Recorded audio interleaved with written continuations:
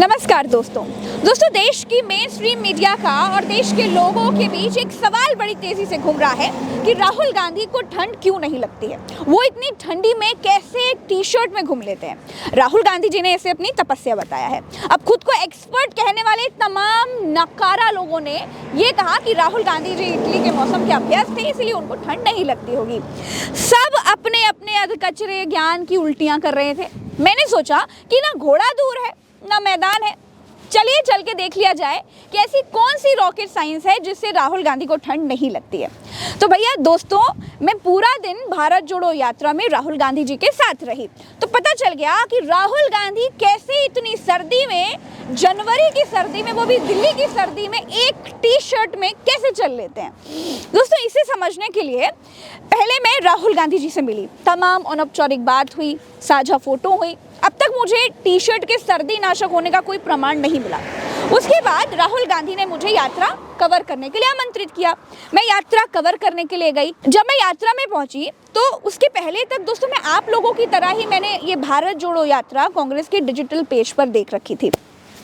लेकिन जब मैं यात्रा कवर करने के लिए अपने कैमरा पर्सन अनुज के साथ यात्रा में मैंने चलना शुरू किया तो राहुल गांधी इतनी लंबी चाल चल रहे थे कि हमारी चालें राहुल की चाल के आगे भागने वाली लग रही थी।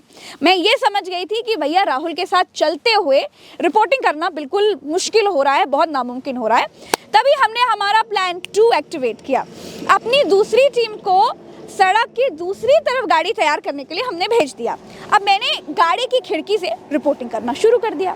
हमने गाड़ी के स्पीडोमीटर पर जब चेक किया तो पाया कि हमारी गाड़ी की स्पीड राहुल गांधी की चाल के आगे 15 की स्पीड पर चल रही थी। मतलब राहुल गांधी चल रहे थे, हम गाड़ी में 15 की स्पीड पर चल रहे थे। आप देख सकते हैं कि हमारे अगल बगल के लोग राहुल की चाल को कैसे मैच करने के लिए दौड़ लगा रहे हैं, भाग रहे हैं। हम गाड़ी की खिड़की से रिपोर्टिंग कर रहे थे, बड़ी मजा आ रही थी। तब राहुल गांधी के साथ हम चलने की कोशिश कर पा रहे थे। तब मैंने महसूस किया कि इतनी भीड़ में गाड़ी की खिड़की पर बैठकर रिपोर्टिंग करते हुए हमें पसीना आने लगा। हमारे कैमरा पर्सन अनुज और जो सिक्योरिटी वाले भैया हैं उनको भी मेरी सुरक्षा का ध्यान रखते हुए उनके भी माथे पर पसीना था। और साथ ही साथ हमारे जो पायलट हैं रोहित, उन्होंने बताया कि मैम भीड़ में कम स्पीड में गाड़ी चलाने से और बार बार क्लच पर पैर रखने से और लोगों को बचाते हुए गाड़ी चलाने के दबाव में उसके माथे से भी पसीना निकल रहा था।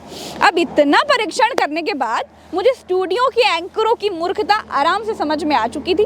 राहुल गांधी को टी शर्ट में भी ठंड क्यों नहीं लगती है, इसका उत्तर उनकी तेज चाल और लोगों की भीड़ के बीच में छिपा हुआ है। देखिए, राहुल गांधी जब यात्रा में चलते हैं तो उनके आगे का रास्ता बिल्कुल साफ कर दिया जाता है। जब तक वे यात्रा में चलते हैं तब तक सामान्य से ज़्यादा तेज चाल में चलते हैं, इसीलिए उनको गर्मी लगती है। टी शर्ट में ठंड ना लगने का सबसे बड़ा कारण दोस्तों यही है।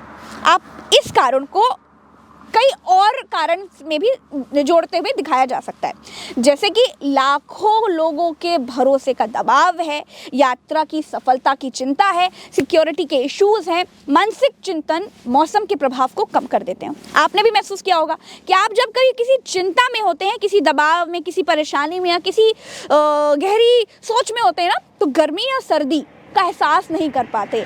आप मौसम की चिंता थोड़ी कम करने लगते हैं, क्योंकि मौसम से बड़ी चिंता आपके मन के भीतर चल रही समस्या होती है या परेशानी होती है या जो भी आपके मन में चल रहा होता है वो होती है। अब बात दूसरे हिस्से की कर लेते हैं। जब मैं गई हूँ तो भाई सच्चाई लेकर के नहीं आऊँगी, ऐसा तो हो नहीं सकता। अब जाड़ा ना लगने का दूसरा कारण ये है दोस्तों कि राहुल गांधी जो यात्रा करते हैं वो मेन आबादी वाली जगह पर करते हैं, जिनके स्थान पहले से निर्धारित होते हैं, तय होते हैं। जैसे बड़ौत में कितनी दूर तक यात्रा करनी थी ये पहले से तय था। बिना आबादी वाली जगह पर राहुल गांधी पैदल यात्रा नहीं करते। सारे यात्री गाड़ियों में बैठ लेते हैं, अगले स्टॉप पर पहुंचकर आराम करते हैं, फिर उस जगह से आगे की यात्रा पैदल चलकर करते हैं। ऐसा रोज हर जगह होता है। जैसे इस बार मैं उत्तर प्रदेश में बड़ौत से राहुल गांधी की यात्रा में शामिल हुई थी। लगभग 15 से 20 किलोमीटर की यात्रा में राहुल गांधी चल रहे थे। फिर 15 किलोमीटर आगे शाम को रुकने वाले टेंट लगे थे। तो 15 से 20 किलोमीटर पैदल चलने के बाद दोस्तों 15 किलोमीटर की यात्रा राहुल गांधी ने गाड़ी में बैठ कर की और वीआईपी टेंट में चले गए।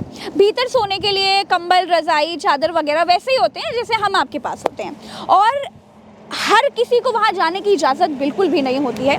पासेस होते हैं और उस पास होने के बाद ही आप अंदर जा सकते हैं। तो राहुल गांधी को टी शर्ट में भी जाड़ा इसलिए नहीं लगता है क्योंकि राहुल गांधी यात्रा में बहुत तेज़ चलते हैं।